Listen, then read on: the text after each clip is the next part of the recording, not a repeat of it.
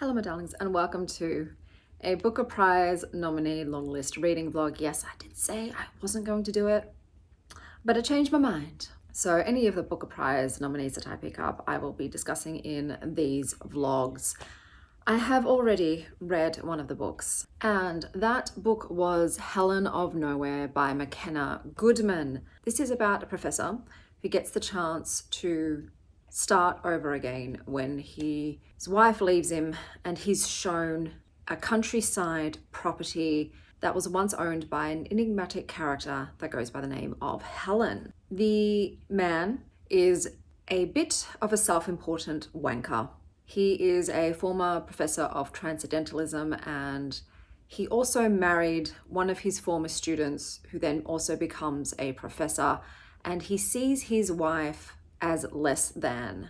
I'll quote him, "I fucked her every now and then, and always with my eyes closed, imagining her as a younger woman." We then have the realtor, and the realtor's chapters were a very sort of ADHD stream of consciousness. This bitch was talking about everything. At one point, she goes on a diatribe about the toxic industrial agricultural industry, which is destroying farmers and the land and the health of both nature and people. I think I'm going to sneeze. But she's talking about a lot of topics. And then we get Helen. So Helen, from the blurb, sounds as though she's dead, but we're not quite sure. Is she dead, or has she just been dumped in an assisted living facility? Not sure. But in her chapters, she's giving advice to the man. She's acting as almost a wise woman, and she calls him baby a lot. And then we get some other point of views, which I won't talk about, so you get some surprises. It felt like this book was trying to touch on a lot of different topics, but I felt like I was getting waterboarded by overexcited waves and metaphors. I also must say that people who smack animals deserve to get smacked twice as hard. It definitely gets weird. It has an experimental storytelling style. I'm not entirely sure that it ended how I think it ended. I'm assuming this is sort of the Kafka-esque twist, but I am confused just in general and also about what the book was trying to say. I'm not sure what the point was of this novel. It did trigger a sort of existential crisis for me. A little bit. I'm going to give it a 2.5 stars. Not off to a great start, but at least it was short. The next book that I'm going to pick up is The Renovation by Kenan Orhan. Hello, my babies. Oh, my 3 cats. Oh, cuties. I love you so much. Yeah. Hello, lovelies, and welcome back to the rest of this book reading vlog. I've read a lot of the books, and I'm going to tell you about them. I tried to match my makeup to the next book I read, which was The Renovation by Kenan Orhan, which I gave 3 stars. I'm going to have to put my glasses on because I cannot see my notes. Okay, so The Renovation. This is about a woman who is looking after her father who has dementia, and she's also married to a man that's a bit spineless, a bit of a hypochondriac, and she decides to make their living situation a bit more manageable. They're going to renovate their second bathroom, but instead of getting the bathroom of her dreams, she ends up with an exact replica of a working Turkish prison. It's a bit of a portal. When she goes into her bathroom, she is in fact, well, it seems to be, in a women's correctional facility in Turkey, which is her home country. They have now moved to Italy. They had to move to Italy because of political exile. Her father was a professor, and the dictatorship or authoritarian state currently in power in Turkey were not happy with her father's thoughts and beliefs. So this is definitely surreal, magical realism. It's a political family saga that is also about memory and loss. My favorite parts of this book were the ones dealing with her father's mental condition, so about memory and dementia and grief and caregiving, and absolutely the burnout that comes with caregiving, the emotional toll of looking after your parent while they begin to unravel, and how they almost turn into a burden. She says at one point that she sometimes thinks, hurry up and die so I can mourn you. And I thought it did that beautifully. There were some absolutely gorgeous lines in this book, and that was my favorite part, her relationship with her father while he was going through this condition. But it's more to do with the exile and belonging. So can you really ever truly leave your homeland behind, or do you always carry a part of it with you? So her father, as tends to happen with people with Alzheimer's dementia, they regress and they sometimes go back in time and live to when they were younger. So they can sometimes confuse, say, their children as their wives or their wives as their mothers. They regress, and because they're no longer living in Italy, it's like her father sometimes is back in Turkey in his memories. They also had an interesting part about being multilingual. So obviously Turkish is their mother tongue, but they had to become fluent in Italian when they moved to Italy. And there was a quote there: as we learn a new language, we become a different person. As we access different linguistic structures, our personalities shift to reflect the different concepts available to us through different words, but also because of the new company we keep. And I thought that was an interesting concept. Do you become a different person when you're speaking a different language? Does that sort of unlock a different version of yourself? Is something lost are parts of you lost when you're speaking in a different language? I'm not multilingual. I can understand Greek because I was raised around it, and I learned German in school, so I have a basic grasp, but I'm not truly bilingual. I don't live in and dream in two different languages, and I wonder if that is a true experience, that you feel maybe different parts of yourself are brought out with certain languages over others.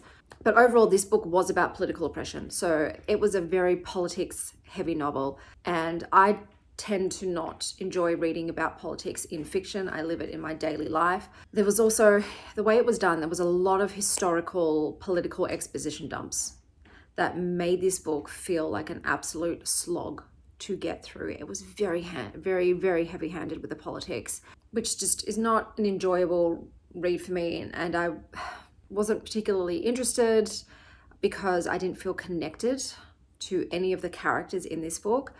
And I especially didn't enjoy to the parts where she was in the prison. I wasn't a fan of that. As I said, I was mostly connected and interested in her relationship with her husband while he was there and her father. I wanted more of that and less of the politics and the prison scenes. And whilst there were some nuggets of gold in here, literary wise, most of the time I had to push myself really hard to keep reading. So this ended up being a generous 3 stars for me. It's really pretty much 3 stars for just those few passages and the father-daughter dementia bits. And then I picked up May We Feed the King by Rebecca Perry. I really love this cover. I've seen this a few times where they take a public domain artwork, put it across the bottom, and then have white space on the top with the text and the author's name. And I just really find that visually appealing. So this one is about a museum curator, stage setter. So whenever you go to museums and they've got a tableau in front of you of a particular point in time, she's the one that does the set dressing, and she is very into her job to a neurodivergent level. But whilst working in her job, she ends up becoming obsessed with an overlooked medieval king, and while she's decorating the room to portray him, she also has a sort of kind of romantically tension-filled relationship with the archivist that was also working at this museum. But anyway, while she's setting up the palace rooms, the novel then starts to look at memory and power and longing and who gets remembered and history and the recording of it. It started with the curators, did they title her the curator? I can't remember, her parts, and then the king's, and then her part. So it's sandwiched. It felt a bit like historical metafiction. So I believe it was taking from real life history. It was giving you a glimpse into, I guess, behind the scenes at museums and archives, but not really. And then more so putting you in the shoes of a reluctant king who did not want the job, but was made to do it because of his genealogy. So as I said, it was looking at the stories that history chooses to tell. As we know, that history is mostly written by the victors, and they decide who becomes great and who fades from memory. The curator does seem to have this obsession with the past, where it's alluded to that they've experienced some kind of traumatic event, but we don't get a lot about that. And it blurs the lines between fact and storytelling, because history isn't just what happened, it's also how we choose to remember it. But the way this story was told just made me feel so removed from it. I felt like I was just listening to gossip or eavesdropping on gossip whilst reading a Bon Appetit magazine, because my God, the descriptions of food, it's rife. That's what she does. That's mostly the scenes that she sets have to do with what food was on the table. But also, the curator and the king just weren't that interesting as people. Well, maybe it was just the way the story was told. It just felt very cold. It felt very observational. It felt very detached. And I just felt like the book was trying to be more poignant than it ended up being for me. I did, however, appreciate the short chapters, so they were almost like vignettes, and I'm sure that's got something to do with how you remember history. Maybe it's just fragments and pieces at a time.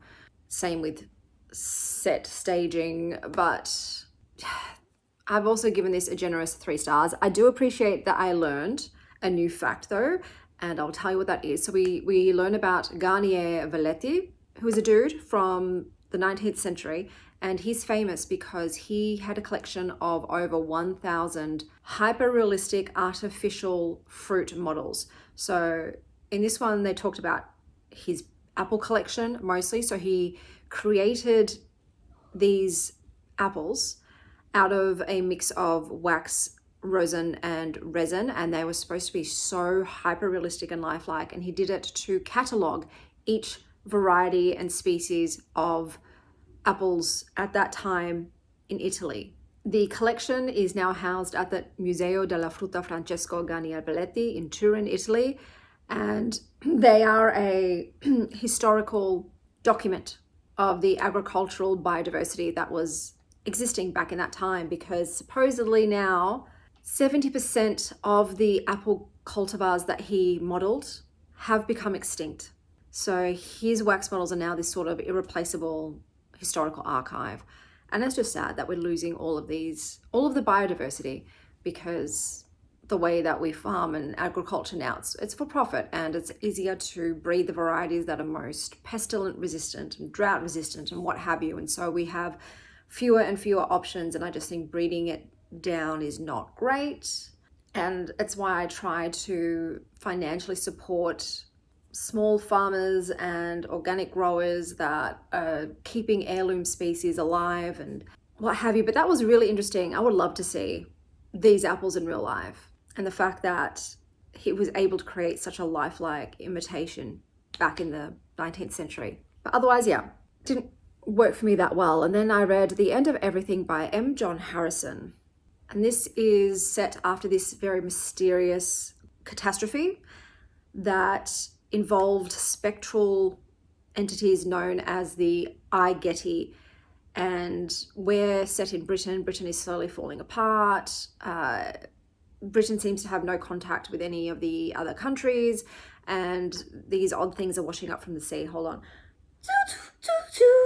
And we have one of our main characters who's a beachcomber named Philip, and Philip ends up discovering this impossible shape-shifting object, and he's now forced to leave the safety of the coast with his discovery, and he ends up going back to his quirky aunt Marnie. This was a very weird post-apocalyptic dreamlike literary sci-fi, an emphasis on Zaviet, man. So Marnie, we start off with Marnie. First chapter, Marnie's in her abode, and I think she was taking a nap, and she wakes up to a 12-year-old boy pissing on her, and she ends up shanking that 12-year-old boy in his femoral artery and killing him. And then the townspeople, including the boy's dad, all convene and they say, Marnie, we reckon you might have overreacted a bit there and gone a bit overboard. He was 12, so we're going to kindly ask you to leave the community. I was like, what the fuck is happening? What is going on? this entire book, my whole reaction to it was just, huh? What? Huh? I was a lost cunt reading this. I did not understand. It felt like this book was written by someone whilst they were having a stroke. I can't even like sum up the story to you, just the way it was written, the way the characters were acting. I understand it's post-apocalyptic and everybody's living after the end times, what have you, and civilization has collapsed and people are just focusing on survival, but it's just fucking weird, man. Like, I'm like, this would make sense if it was on an alien planet and none of these people were human, because I have the way that they are acting and the way that the world is, it just doesn't, it's not grounded in any reality that I fucking know of as a human being on Earth. It was just super bizarre. The I couldn't even really tell you what they are, dude. I don't understand. I didn't understand anything. Maybe I am too much of an idiot to get this book. That was an absolute slog, once again, to get through.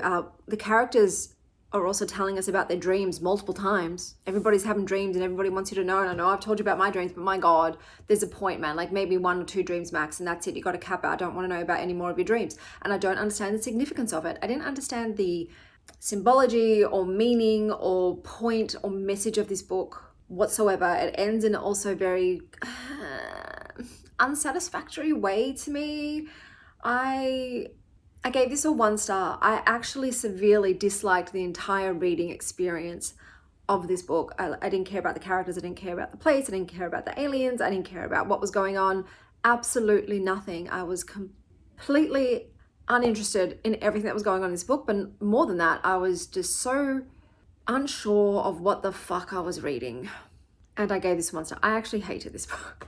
I actually hated this book, which is a bummer. But that's the way the cookie crumbled.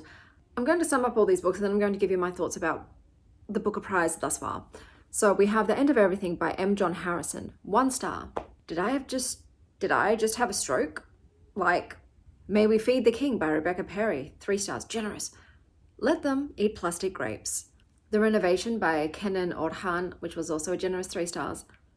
When Your Contractor Accidentally Builds Your Emotional Baggage. And Goodman's Helen of Nowhere, which I gave 2.5 stars. Men really are dogs, bro. How do I feel? Not a great fucking start. I'm sorry for the cursing. Thank God these were short books, and I did force myself to finish every single one of them. Every single one of them. And these are the ones that I was most looking forward to based on the premise. The idea and the synopsis was so interesting and fascinating to me, and I thought, wow, that sounds like it would be right up my alley. And yet the execution of them left everything to be desired. I was just flabbergasted at how little I enjoyed these books and how odd some of them are. So it's not just the execution, the way that some of these authors went about telling the story, very experimental. I guess maybe that's what the Booker is doing this year. Let's tell these stories in a really fucking weird, confusing way. Let's have everything be sort of surreal and enigmatic and bizarre and quirky and odd. I don't know, bro. I don't know. All I can say is, wow. I am definitely not going to be pushing my way through any of the remaining books. If I am not enjoying them, I'm going to be DNFing them. Quick smart. After the ordeal that I just put myself through reading these 4 books, I think these were the shortest ones and the other ones are all longer as well. So I'm not optimistic about the remaining ones. Out of what's remaining, the ones I'm most interested in are Switzy, The Shadow of the Object, and The Vivisectors, because I have a good feeling Things We Never Say is not going to be for me. I've tried Strout and they weren't for me. John of John doesn't sound like my kind of book, especially if it has a lot of religious scripture and religious parents that are not accepting of queer children, you know, personal life experiences. The Disappearers, I think that was by Marlon James. That sounded violent. I'm not good with violence. And obviously All Them Dogs I can't get. My libraries don't have it. Oh, hang on, I've got to go to my magpies. But yeah, that was the first lot from the Booker Prize. If you've read any of these, let me know what you thought about them. I could be completely contrarian and just an outlier in my lack of enjoyment of these. But yeah, until next time, stay bookish, Star Child.